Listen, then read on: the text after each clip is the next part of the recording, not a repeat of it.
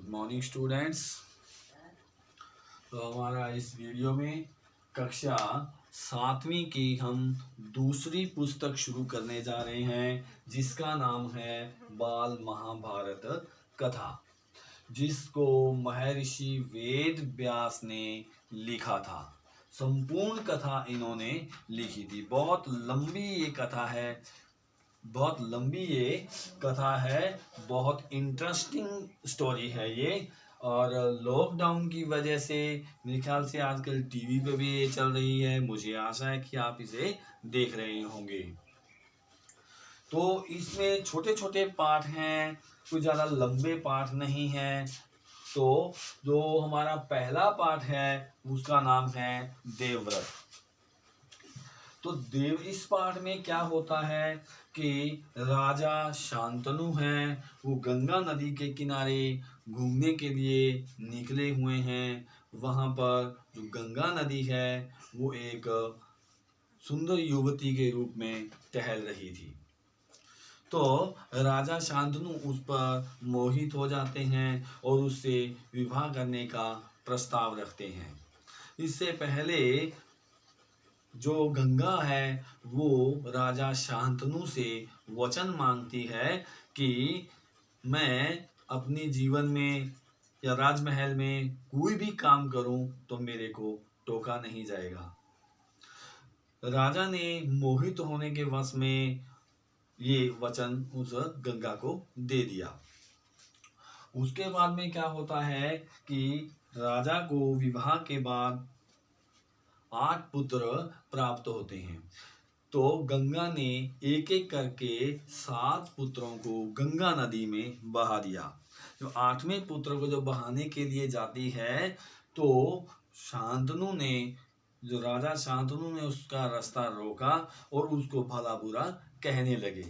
लेकिन यहाँ पर गंगा ने राजा को अपनी प्रतिज्ञा, अपने शर्तें, अपने वचन जो है वो याद दिलवाए।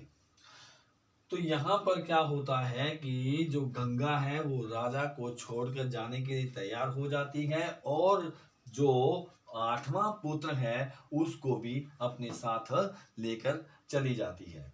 एक दिन राजा गंगा नदी के तट पर टहलने के लिए फिर से जाते हैं।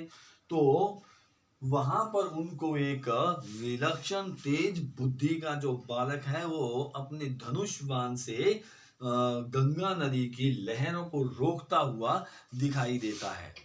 तो ऐसा देख करके राजा शांतनु उस बालक के पास जाते हैं। इतने में जो गंगा है वो भी प्रकट हो जाती है और राजा को कहती है कि यही वो पुत्र है, जो 8वां पुत्र है, जो मैं इसको बहाने के लिए लेके आई थी और अब आप इसे अपने राजघराने में ले जा सकते हैं। तो गंगा जो है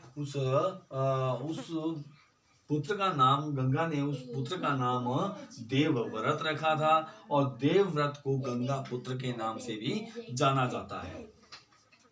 तो वो राजा शांतनु को देवव्रत को देकर के चली जाती है। इसी प्रकार जो दूसरा पाठ है, दूसरे पाठ में भी देवव्रत के बारे में, यानी कि भीष्म प्रतिज्ञा, देवव्रत जो है भीष्म प्रतिज्ञा देते हैं, इसी प्रकार उनका नाम भीष्म प्रतिज्ञा पड़ जाता है। तो वो कैसे पड़ जाता है ये देखते हैं। जो राजा शांतनु थे वो देवव्रत को पाकर के बहुत खुश थे, क्योंकि वो उनको आगे राजा बनाना चाहते थे, राजकुमार बनाना चाहते थे। क्योंकि वो दृढ़ निश्चय वाला था, तेज बुद्धि वाला था, बलशाली था। तो इसी सारे के सारे गुणों से जो राजा शांतनु थे वो बहुत खुश थे। लेकिन क्या होता है कि राजा भी एक दिन शिकार खेलने के लिए वनों में जाते हैं। वहां पर जो गंगा है, गंगा के किनारे किनारे वो थोड़ा सा टहल रहे होते हैं। तो वहां पर उनको गंगा की याद आती है। गंगा की याद आते आते उनको मल्लाहों की युवती भी वहां पर वनों में घूमती हुई नजर आती है।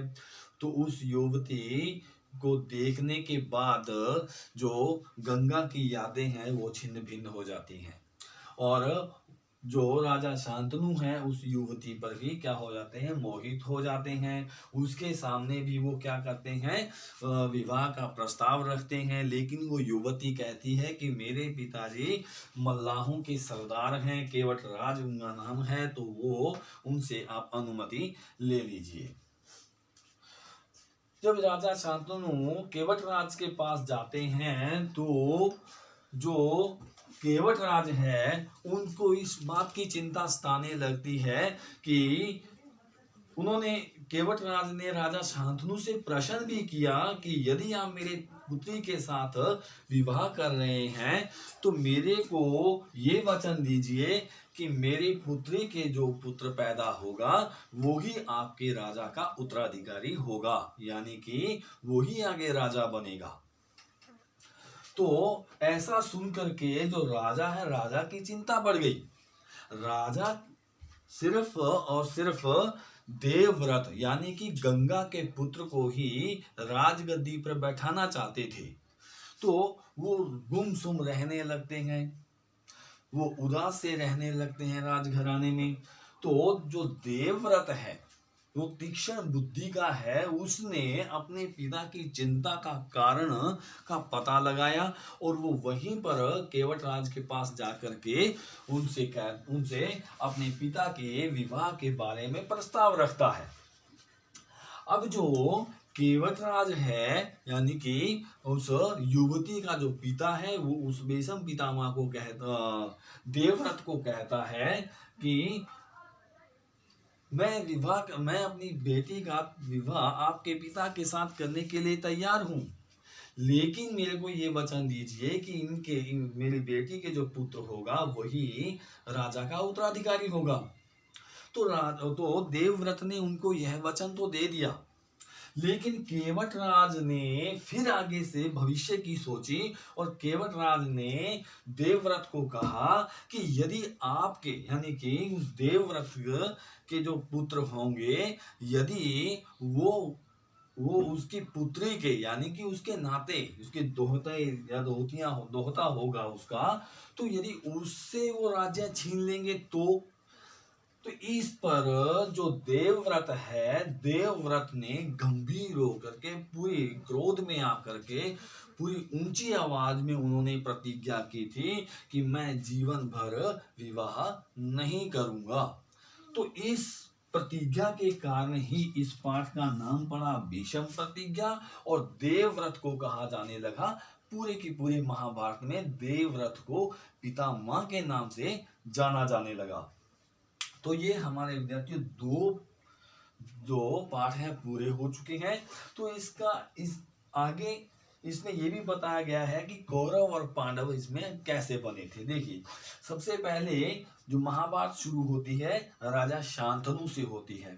तो शांतनु के दो रानियां थी, एक का नाम था गंगा, जो गंगा नदी थी, एक का नाम था गंगा और दूसरी का नाम था सत्यवती, जो मल्लाहों की जो पुत्री थी यानी कि केवट राज की पुत्री थी।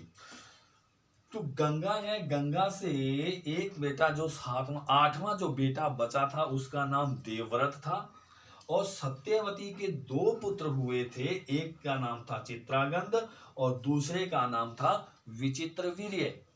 अब चित्रागंध जो है वो युद्ध में मारा जाता है और विचित्रवीर्य अकेला ही रह जाता है। विचित्रवीर्य का जब विवाह होता है तो उसके भी दो रानियां होती हैं, एक होती है अंबिका और दूसरी होती है अंबालिका। जो अंबिका है उसको एक बेटा होता है जिसका नाम होता है धृतराष्ट्र और अंबालिका है उसको एक बेटा होता है जिसका नाम होता है पांडु। और धृतराष्ट्र के जो पुत्र होते हैं वो कौरव कहलाते हैं और जो पांडु के जो पुत्र होते हैं वो पांडव कहलाते हैं। तो इन्हीं कौरवों और पांडवों के बल पर सारी की सारी ये महाभारत हुई थी। महाभारत की कथा इन्हीं दो पुत्रों के नाम पर चलती रहेगी। तो इसके जितने भी क्वेश्चन जो बनेंगे, प्रश्न उत्तर बनेंगे, वो मैं आपके पास भेज दूंगा। इसको अच्छे से यदि आपके पास बुक है तो उसको पढ़िए, नहीं है तो इस लेसन के पूरे के पूरे लेसन की मैं फोटो खींच के आपके पास भेज दूंगा, उसको आप रीड कीजिए। धन्यवाद।